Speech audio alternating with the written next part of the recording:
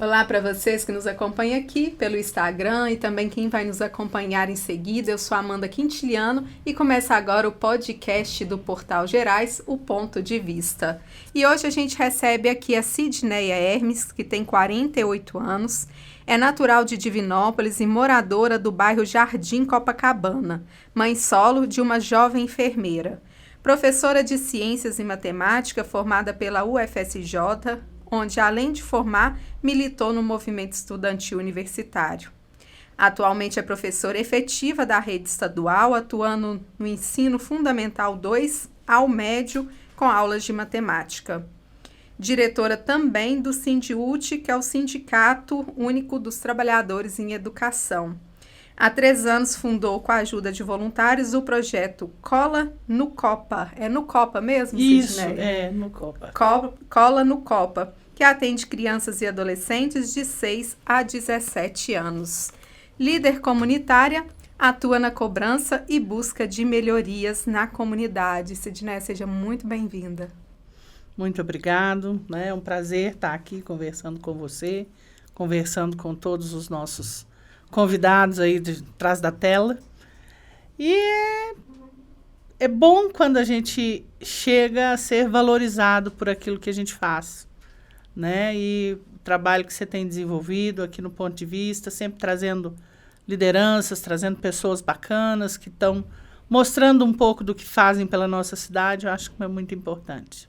E o trabalho da liderança comunitária tem um papel muito importante. Eu acho que atua como um agente transformador da sociedade. Porque é o líder comunitário que está ali, vivenciando os problemas, as demandas, que conversa com as pessoas, com os moradores, né, de cada bairro, de cada região, que vive e realmente sente na pele Isso. O que as pessoas estão vivendo. Então, daí vem a primeira pergunta, Sidneia. Quando você se descobriu líder comunitária? Sabe aquela frase que a ocasião faz o ladrão?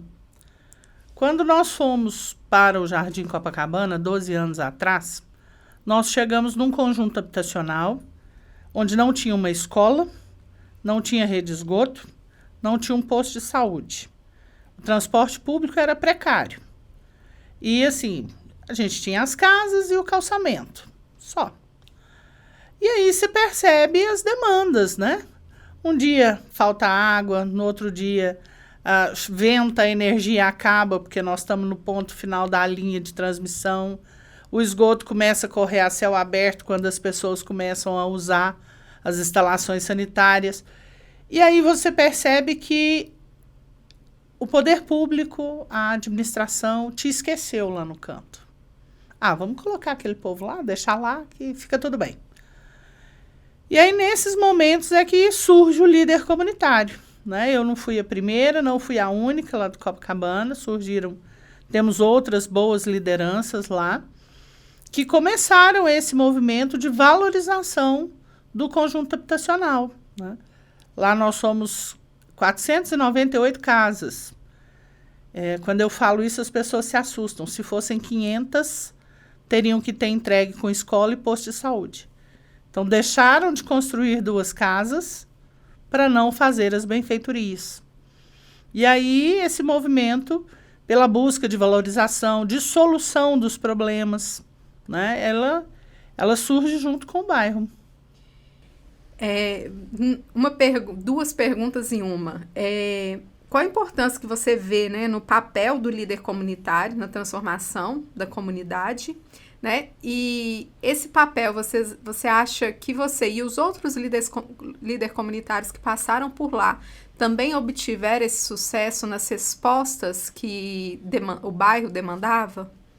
Olha, o líder comunitário ele acaba sendo uma peça-chave nesse contato, porque ele assume um papel que prioritariamente não é dele, o papel de ser a ponte entre o administrativo e a localidade. Ele faz isso por vontade própria, né? Às vezes ele consegue até ser bem sucedido, mas na maioria das vezes ele não é, né? É uma luta que eu falo que é uma luta muito inglória, porque a gente não tem poder no meu caso, né?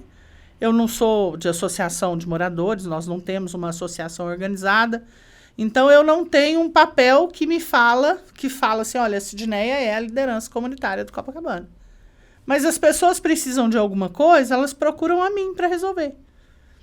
Ah, Sidneia, vê se você consegue, a gente precisa disso, faz isso, vamos tentar isso.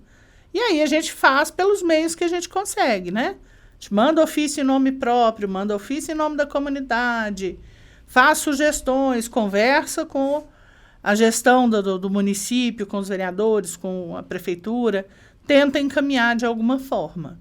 Mas nem sempre a gente é bem sucedido, não. É muito difícil, inclusive.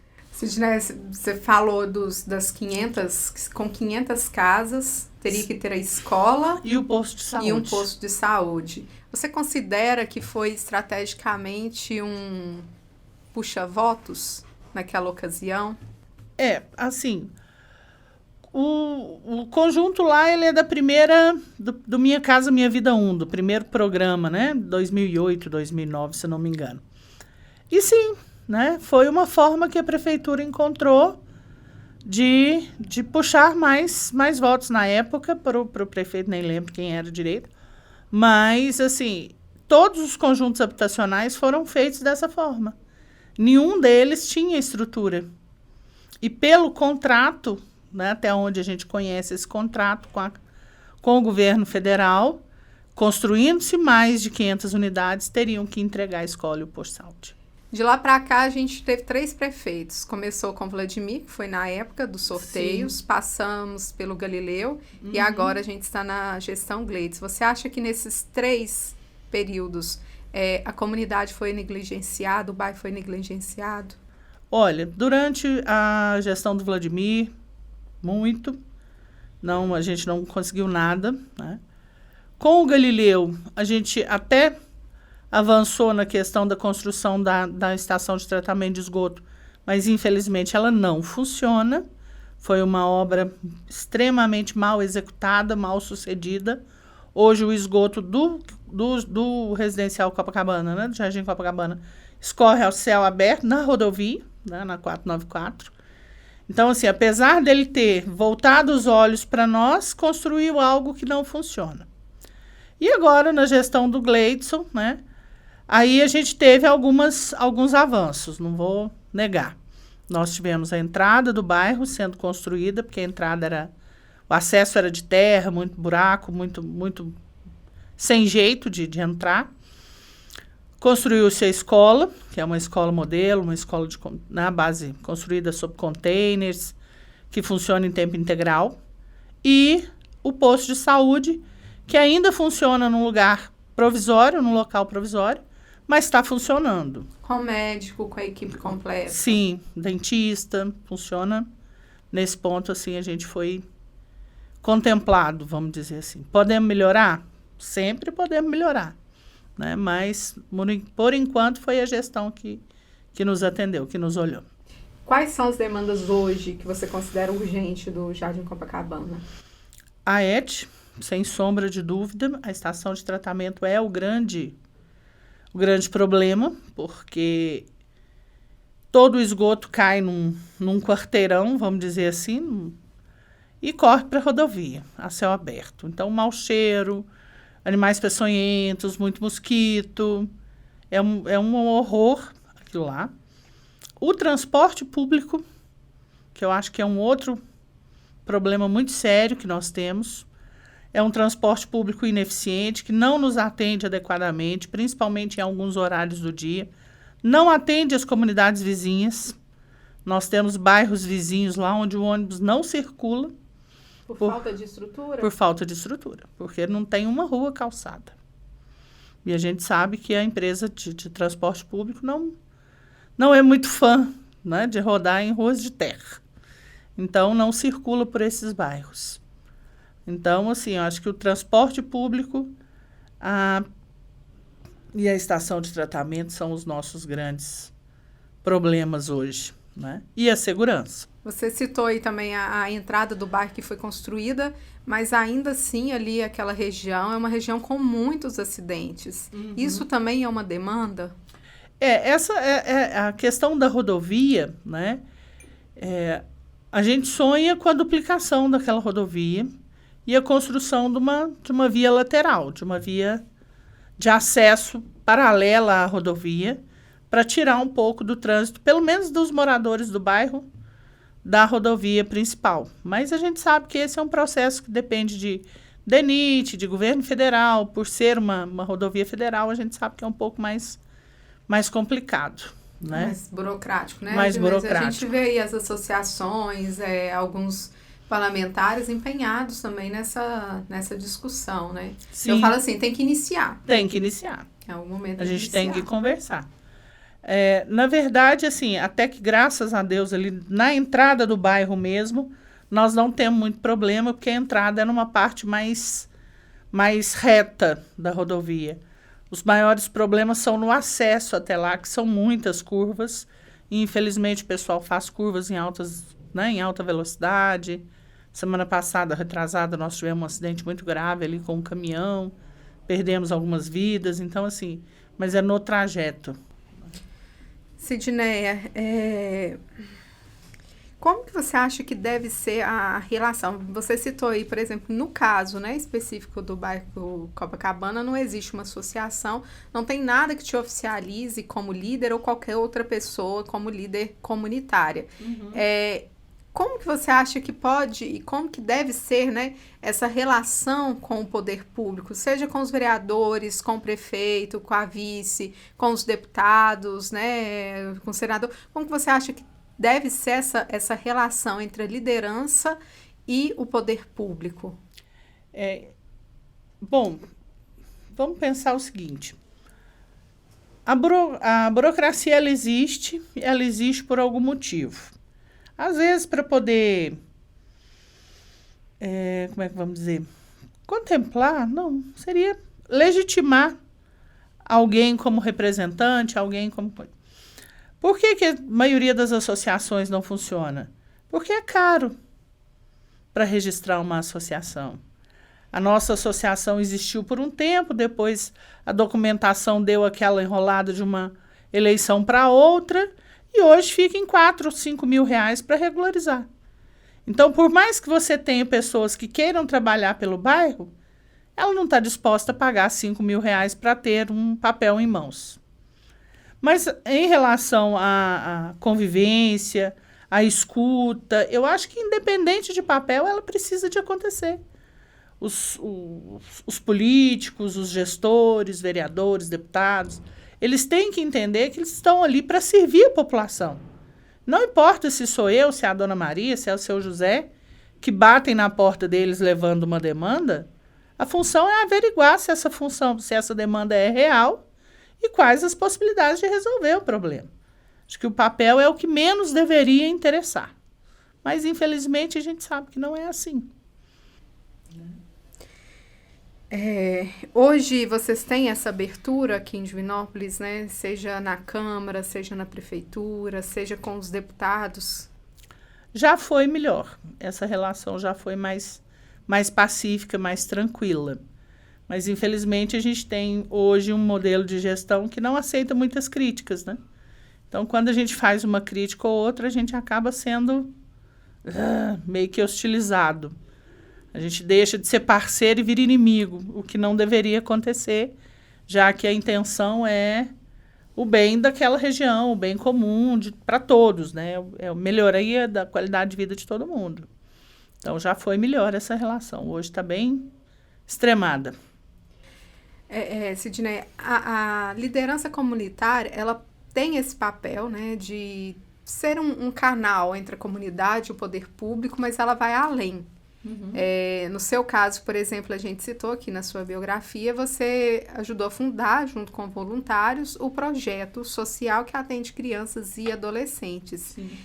Como que funciona esse projeto e qual a importância você vê, né, das lideranças comunitárias trabalharem esse lado social dentro da comunidade? Durante a pandemia, eu sou professora, estava trabalhando em casa, e eu trabalhava sempre na varanda. E as crianças do Copacabana, elas não passaram por uma pandemia, elas tiveram férias coletivas. Então, elas brincavam na rua o tempo todo. E de frente à minha casa tem uma árvore. Então, a árvore era o parque de diversão. E eu lá trabalhando e ouvindo as conversas.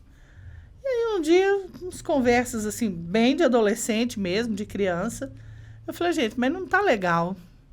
Eu vi a hora que essas crianças seriam colocadas numa situação de vulnerabilidade ainda maior para o tráfico de drogas, para aquilo que não valeria a pena para a vida delas. Pelo nível da conversa que estava sendo tratada lá de baixo. Aí conversei, né? Conversei em casa com a minha filha, minha irmã. Falei, olha, nós precisamos de fazer alguma coisa. Não dá para esses meninos ficarem nessa inutilidade. Temos que transformar esse tempo em algo mais útil. E aí, conversando com alguns amigos, surgiu a ideia de a gente oferecer para eles oficinas de arte. Dança, música, artesanato, o que a gente conseguisse. Então vamos começar. Né? Nós começamos 3 voluntários. Eu, minha irmã, a Elisane, do Breaking, e a Mariana Bernardes, da Contação de História. 4 pessoas. Vamos começar. Fizemos uma inscrição, assim, fiz um chamamento nos grupos de WhatsApp para uma oficina inaugural e apareceram 20 crianças. Eu falei, tá ótimo. Com 20 crianças a gente começa. Aí fizemos uma tarde de lazer com eles, um momento de escuta, o que eles queriam, o que eles gostavam. E dessa tarde de escuta surgiu o Cola no Copa. Aí a gente batizou o projeto, né? O Cola é de vem cá, de chega perto mesmo. No Copa, por ser no Copacabana. E a intenção é mostrar para essas crianças, primeiro empoderar essas crianças, esses adolescentes, dar sentimento de pertencimento. É muito importante que as pessoas amem o lugar onde elas vivem, gostem do lugar onde moram, para que cuidem. Se você não gosta, você geralmente não cuida. E aí a intenção é ensiná-los, trabalhar com eles de forma, olha, é aqui que eu vivo, esse espaço é importante para mim, é aqui que eu vou cuidar. Né? Então, a gente trabalha muito nesse sentido. E aí, hoje, a gente, graças a Deus, depois de 3 anos e meio, a gente tem 50 crianças e adolescentes, alguns adolescentes já retornando para nos ajudar, assumindo funções dentro do projeto. Você acha que o projeto está alcançando o objetivo, está transformando a vida dessas crianças e desses adolescentes? Tá. Eu falo que é missão minha. Se daqui 10 anos o projeto ainda existir nas mãos deles, eu vou me sentir a pessoa mais realizada do mundo, porque é sinal de que funcionou. Né? Um dia uma das crianças me questionou por que eu fazia aquilo. Porque o projeto, por 2 anos, aconteceu no meu quintal. Ainda acontece. A gente hoje ocupa uma casa no bairro que foi emprestada por moradores que mudaram de lá por uma questão de trabalho, ficar mais próximo do local de trabalho, nos emprestaram a casa deles. Então, hoje lá a gente tem uma biblioteca, uma brinquedoteca, um almoxerifado com fantasia, material de artesanato, que você imaginar lá dentro e procurar, a gente acha. Então, a gente usa esse espaço e eu uso o meu quintal. Aí uma criança me perguntou, mas por que você faz isso? Eu falei, olha, porque eu não quero ter que me esconder de você daqui a alguns anos. E eu falo abertamente com eles sobre isso. Eu não quero que você se torne um bandido, se torne alguém da qual a sociedade vai ter medo, porque infelizmente é isso. Eu falei, olha, eu moro aqui, então eu tenho que cuidar do bairro onde eu moro. E para cuidar do bairro onde eu moro, eu tenho que cuidar de vocês. Porque senão o que vai ser da minha vida daqui a uns anos? E você sente gratidão? Qual que é o sentimento, né, quando você vê que essas crianças, né, estão se tornando adolescentes, jovens, crescendo? Porque você trabalha aí com criança e adolescente, estão pegando 3 anos, alguns estavam saindo da pré-adolescência e indo para a adolescência. Sim. Qual que é o sentimento que fica? O sentimento é maravilhoso. O sentimento é muito bom. Esse fim de semana nós fomos com eles para o Parque da Ilha, para o Cine Tardinha. E os adolescentes foi que tomaram a frente e assumiram o papel de liderança dos pequenos e vamos, e junta e ajuda, sabe? Eu acho que isso é... Nós temos hoje adolescente dando aula para os pequenos de desenho, assumindo oficinas, então, assim, é maravilhoso. E sem contar o carinho, né? Eles são extremamente carinhosos com a gente, extremamente. Acho que são 2 pontos, né, que vocês trabalham aí, a cultura e a educação, e são exatamente aqueles que têm o poder de transformar, o governo que investe em educação não precisa de investir em prisão. É uma frase que é extremamente certa, e infelizmente a gente não vê isso acontecer com frequência, né? A gente vê orçamentos minguando da cultura, orçamentos da educação também. Falta investimento, onde poderia resolver boa parte dos problemas. Boa parte dos problemas, com certeza. Sidneia, liderança comunitária, professora, sindicalista, diretora também lá do Sindiúte. Como que essas 3 versões se encaixam? Ai, numa tremenda falta de tempo. Não, isso aqui eu não citei, né? Mãe, dona de casa. Dona de casa. A filha hoje está grande, mas tem os pets para cuidar. Então, assim,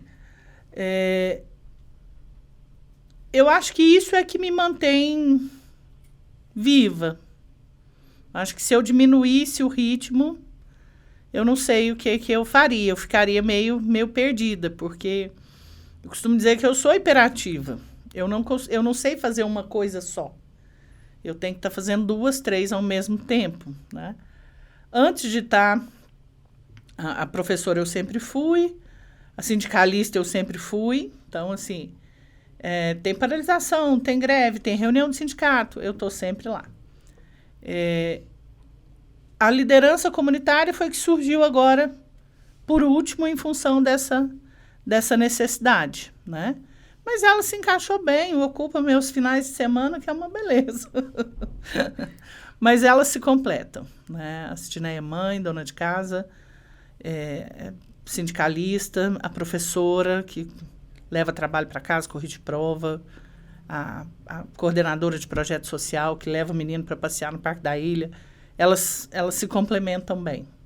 É o retrato exatamente da mulher, né? A gente vive várias versões. Várias versões. Eu posso dizer que todas elas são maravilhosas. Vivemos agora as greves, né, nacional, né, das universidades, os centros tecnológicos. Também estamos com a greve da UENG. Qual o grau de importância que você vê que a educação tem no governo? Hoje a gente até falava sobre isso, essa falta de investimento, né? Qual a importância você vê da educação para os governos? Olha, em se tratando do governo de Minas Gerais, especificamente, a educação é o inimigo número 1 do Estado, na mente dele. Porque a educação liberta. A educação não permite que ele faça o que ele quer dentro do Estado de Minas Gerais. Nós hoje somos o segundo maior sindicato do Brasil, e literalmente muito do que ele pretendia fazer com o Estado de Minas, o Sindiúte, por pressão, né, com o apoio dos nossos deputados, claro, conseguiu barrar. Entre elas, a reforma fiscal. Então, assim, hoje eu vejo que os nossos governadores, os nossos governantes de um modo geral, têm a educação, infelizmente, como uma inimiga, principalmente os educadores. E isso é muito ruim, porque dá a entender para a sociedade exatamente aquilo para que ele veio, né? Fica muito claro para a sociedade para que ele veio. Então, você falou do Cefet, das federais, que tiveram aí uma proposta de reajuste salarial de 10% e não aceitaram. Então, total no direito de fazer greve, já tamanha era a defasagem salarial deles. As UENGs, também paralisadas. Hoje, um professor da UENG, em início de carreira, ele ganha menos do que um professor do ensino médio. tão baixo é o salário dele. E o nosso que está longe de ser o ideal, né? O piso nacional da educação hoje é de R$ 4.600 e o piso do professor em Minas é R$ 2.700. Queria só compreender, porque o que o governo fala, ele até anunciou reajuste, né? De, eu acho que três alguma coisa agora para todos os servidores do Estado. E no da educação ele faz a observação de que o piso nacional é para 24 horas, é para 48 horas. E em Minas, 40 horas. E aqui em Minas, a carga horária do professor é 24 horas. Ele alega que paga proporcionalmente. Exatamente. Em 2015, nós tivemos uma batalha com o governo Pimentel, na época, para que o governo reconhecesse o piso nacional do magistério para as nossas 24 horas.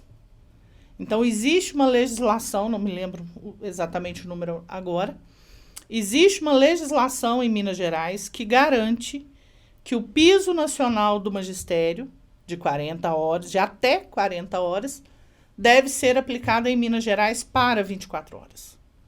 E é isso que o governador Romeu Zema não aceita. E foi isso que ele judicializou.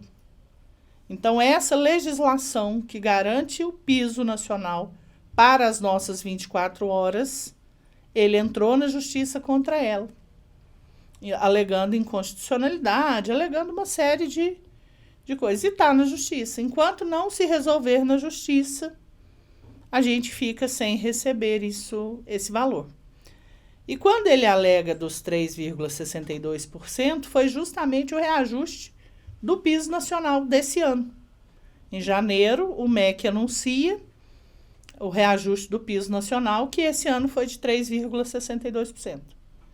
Então, ele jogou para a Assembleia Legislativa aprovar esse aumento para nós, para recompor o nosso salário. Só que quando o mesmo MEC, há 2 anos atrás,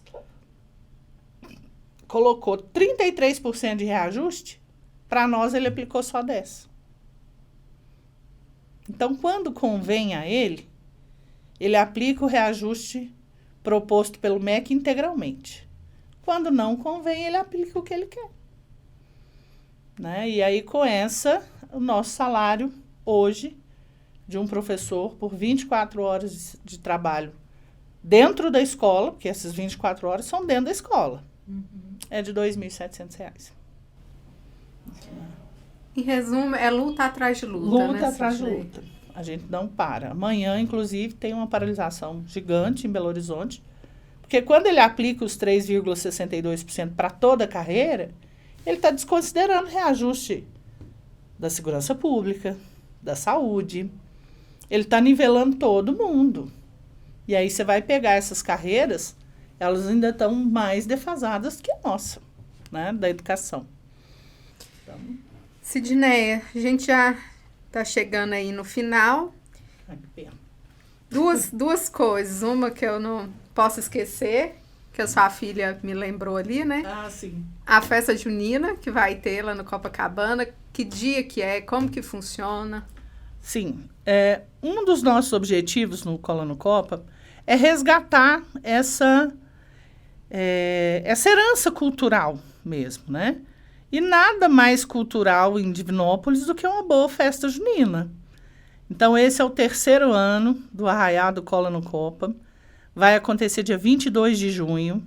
A gente faz nas ruas lá do bairro, com direito a bandeirinha, fogueira, muita comida boa. Né? Já estou pensando aqui na canjica. Canjica, caldo de feijão, caldo de mandioca, pescaria, tem bingo. É uma festa para ninguém botar defeito. Com a vantagem dos preços serem extremamente populares. Então, assim, esse ano, os caldos, canjicas, a R$ 4,00 o potinho, bem servido, bem gostoso, para fazer a alegria de todo mundo. De quem tem dinheiro, de quem não tem dinheiro, né? Esquentar aí o coração e a renda revertida para o próprio projeto. Então, é uma festa para a comunidade. Para a comunidade. Né? Mostrando aí que a liderança comunitária ela é muito além de buscar a solução ali para a rua, sem calçamento, Sim. né? É realmente integrar né, a comunidade. E aí, além da festa junina, a gente ainda faz carnaval. O melhor carnaval da cidade não é o pré-carnaval do Divino. É o carnaval do Cola no Copa. A gente tem bloco de carnaval também. Sidnete, agradecer pela presença aqui. Eu acho muito gostoso e gratificante a gente ouvir histórias de quem dedica o tempo, né, sem aquela retribuição financeira para a sociedade. É cada vez mais difícil a gente ver pessoas que realmente estão ali lutando pela causa coletiva, por uma causa que não é só sua. Então, te parabenizo por essa iniciativa.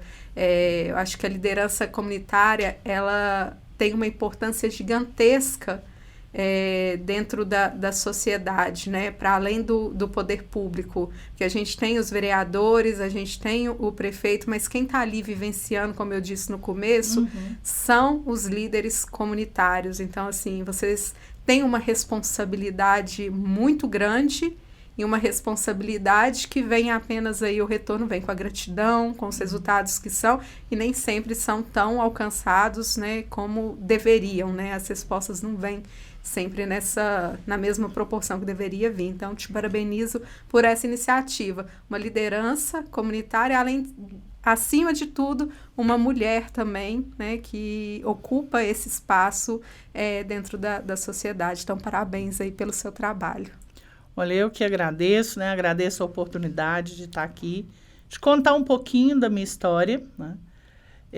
E dizer para todos que se cada um buscar dentro de si algo que gosta de fazer e fizer pelo outro, a vida vai ser muito mais fácil. As angústias, as ansiedades, a gente tem vivido numa sociedade muito ansiosa, tudo isso, até isso acalma, porque você vai estar fazendo pelo outro, fazendo pela sua comunidade, fazendo algo que você gosta. Então, assim, eu recomendo isso para todo mundo, sem contar que vai aumentar as pessoas trabalhando pelo bem comum, que é sempre muito bom. Uma corrente do bem. Uma corrente, sim. Viu? Gente, o podcast de hoje fica por aqui. Eu agradeço a companhia de quem nos acompanha ao vivo pelo Instagram e também quem está nos assistindo nesse momento. E semana que vem tem mais Ponto de Vista, o podcast do Portal Gerais. Enquanto isso, fica ligadinho aí nas nossas redes sociais e também lá no portalgerais.com.